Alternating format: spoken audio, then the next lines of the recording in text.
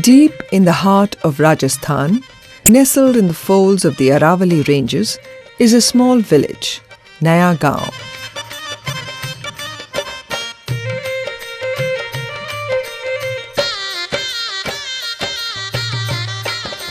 Nayagaon is in the news these days because of its success in watershed management, and I'm going there to make a film that will document its achievements. When I arrive at the village, I'm taken by surprise. It seems that the whole village has turned out to welcome me and my team.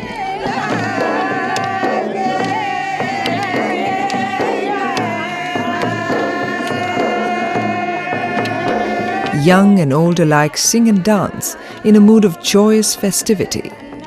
They're happy that their hard work will now be part of a film which will be seen in Delhi.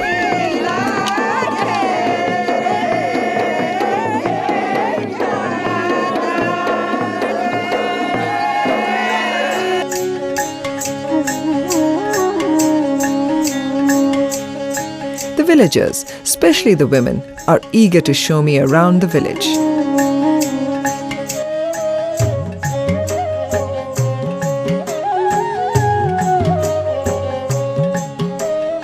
It is my first ride in a bullock cart, and in spite of my initial diffidence, I'm carried along with their enthusiasm.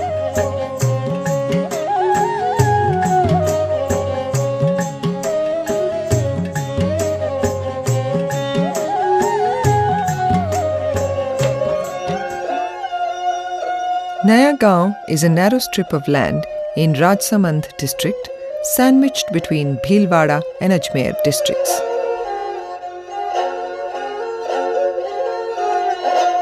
For decades, as Nayagaon was plagued by drought, men and women would leave the village to seek employment in Bhilwara as casual labor.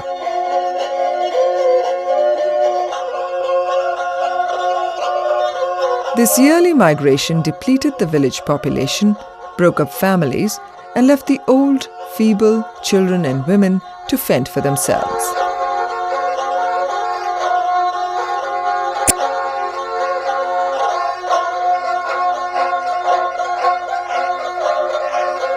I went around the village, taking in the undulating landscape and the small holdings that made large-scale farming difficult. During the monsoon, the swift flow of rainwater over the hilly land would deplete the topsoil and reduce the fertility of the land. There were no water harvesting methods in place, and life in Nayagaon was hard as its people struggled with the lack of the most basic necessity of life, water.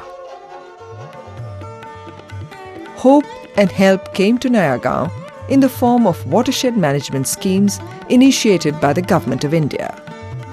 The villagers were given training in watershed management and persuaded to make small changes that would in the long run yield major benefits.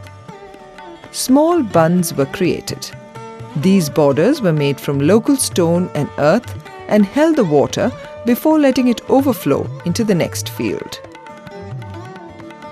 This gradual and controlled flow of water irrigated the fields and helped to charge the groundwater. Finally, after a number of small check dams, the monsoon waters flowed into a large hollow or pond, which then became the reservoir.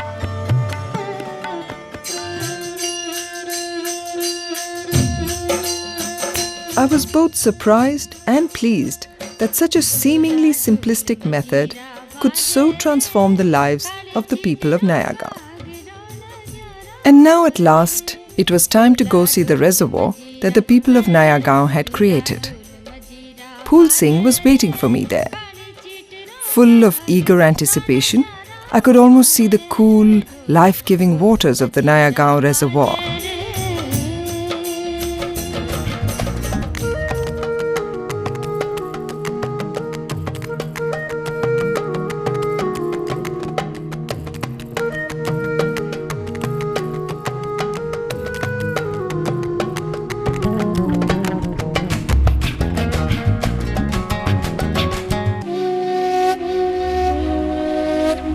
When I reached the reservoir, I found a vast, empty, dry hollow.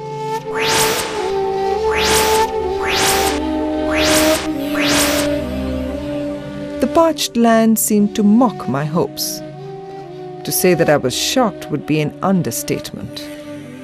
But my sense of surprise was further deepened by the buoyant attitude of the villagers. There had been nothing in their behavior that had prepared me for such an anticlimax. A reservoir with no water, and yet a village so upbeat? What was I missing?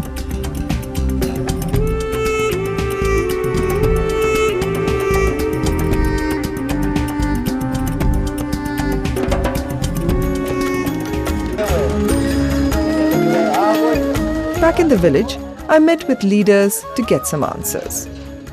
Phul Singh explained to me that the monsoon had failed for 2 consecutive years. The scanty showers had filled the reservoir, but now in November, the tank was dry. Phul Singh's explanation further perplexed me.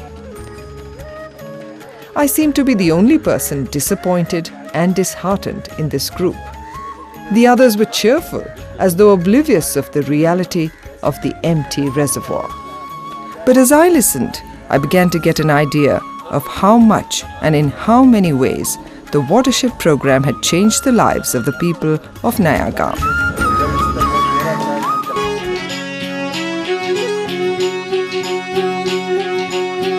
Earlier, the women in the village walked 10 kilometers to Chhattarpura to fetch water. Through the harsh summer months, the long trek was an inescapable part of their daily routine.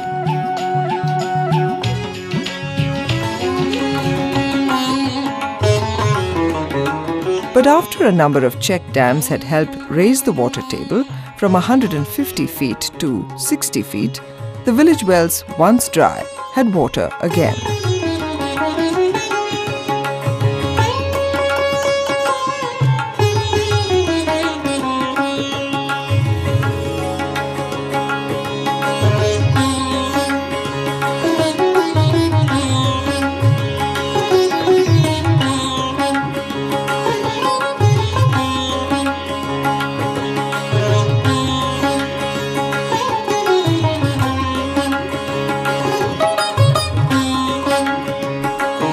Many wells got booster pumps installed.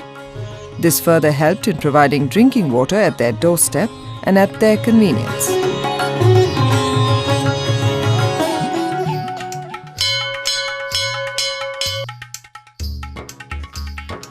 On the outskirts of Nayagaon is the famous hilltop temple Aas Parvat Ki Dhuni.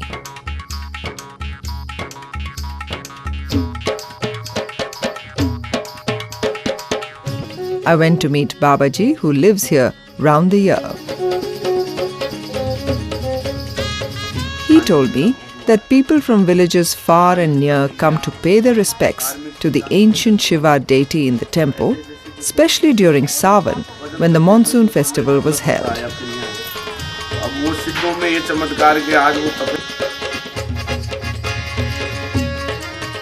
Phul Singh had accompanied me to the temple. As we climbed up, he too related many legends about the temple in the rock.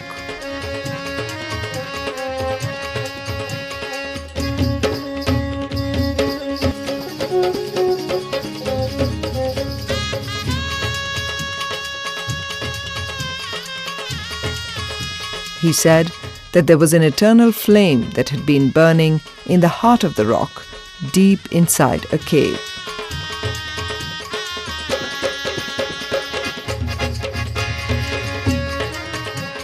It was, however, too dark to venture in, so we continued our climb.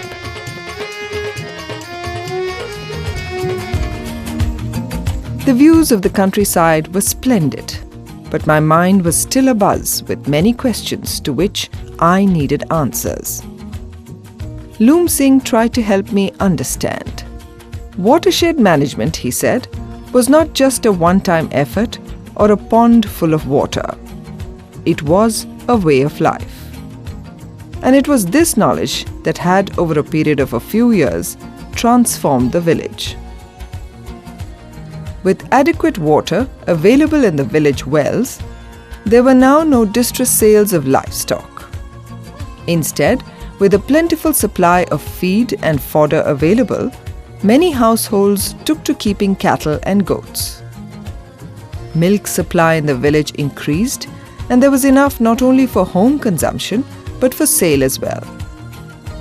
Every morning, the milk was tested, kept ready, and loaded on to trucks. This was then sold in the nearby village. Many villagers in Nayagaon began to keep animals that could be sold for a profit. Healthy animals attracted buyers who sometimes came in from Biawar and other villages.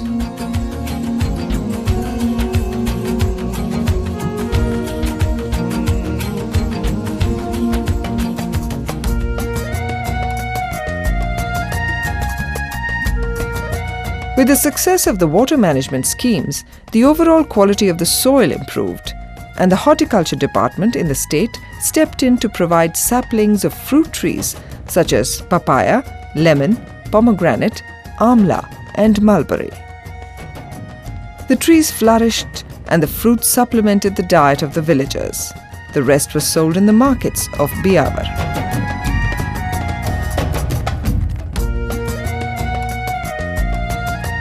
In good years, with a little help from seasonal rainfall, even a cash crop like cotton could be grown.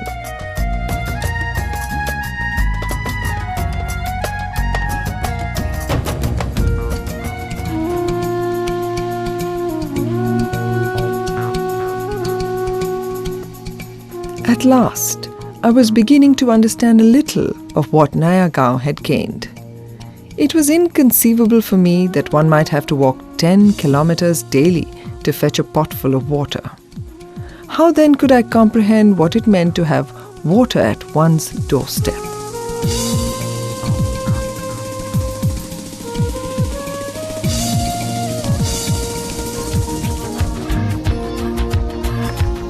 Now that the women of Nayagaon had a little more leisure, they found time for other activities. They could devote more time and attention to the children, especially the girl child. Now girls have begun to go to school regularly and dropouts are becoming rare.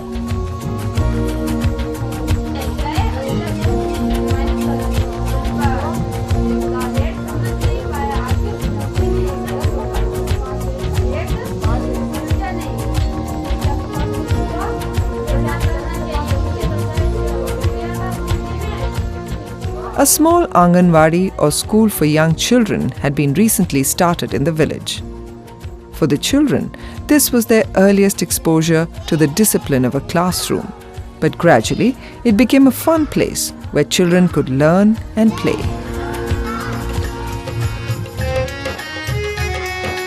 Once the chores at home were done, and with the children in school, the women in Nayagaon formed self-help groups. They came together to find ways and means of working to supplement the family income.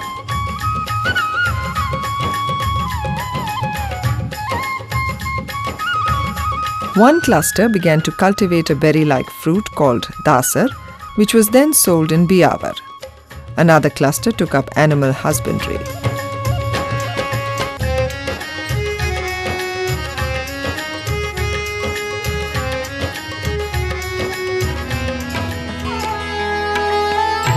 But what impressed me most was that beyond the socio-economic changes in Nayagaon, there was a tremendous mood of optimism.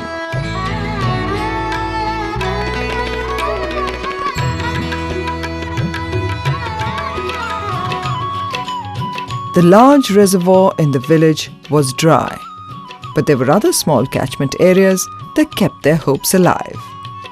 These held promise of a time when fields and farms would be there for all men.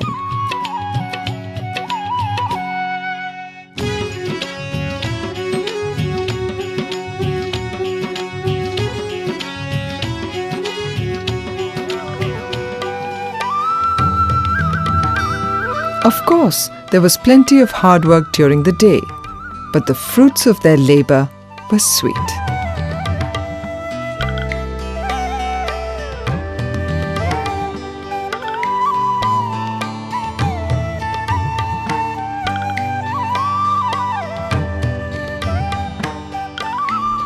villagers of Nayagaon now grew a wide variety of vegetables for both home and market.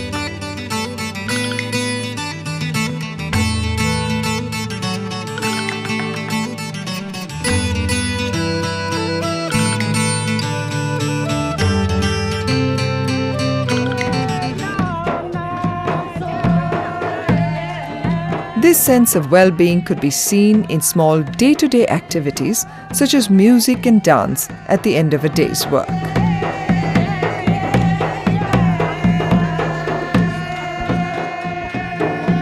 The Gher dance is unique to this region.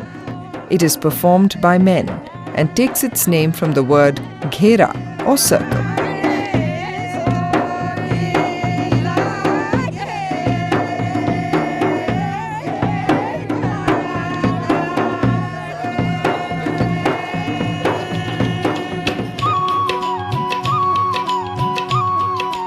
The men in the village were no longer haunted by the spectre of separation from their homes and family to work the mines in Bhilwara. Now they could relax in the evenings with friends for a game of chausar.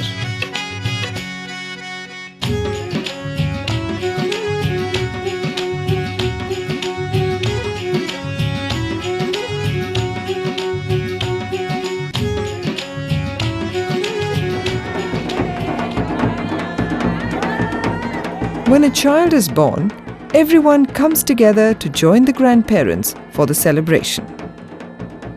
Once again, I'm pleasantly surprised by the spirit of collective and infectious joy in the village.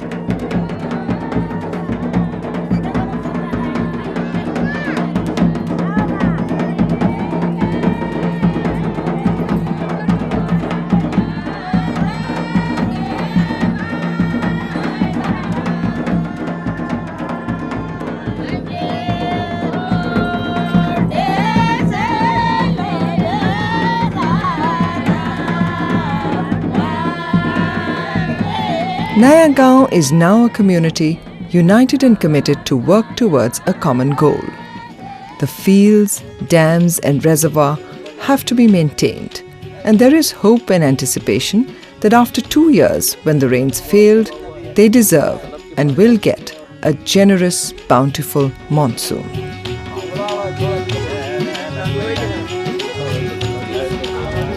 It is my last evening in Nayagaon.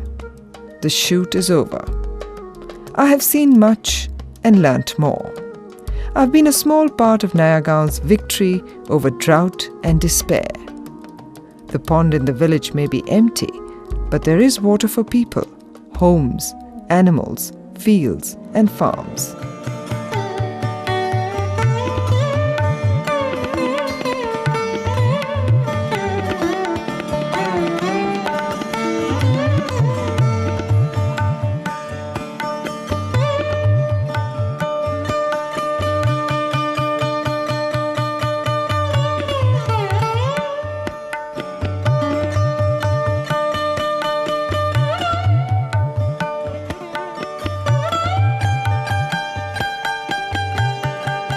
For the moment, the villagers are content. Like them, I too am confident that tomorrow can only get better.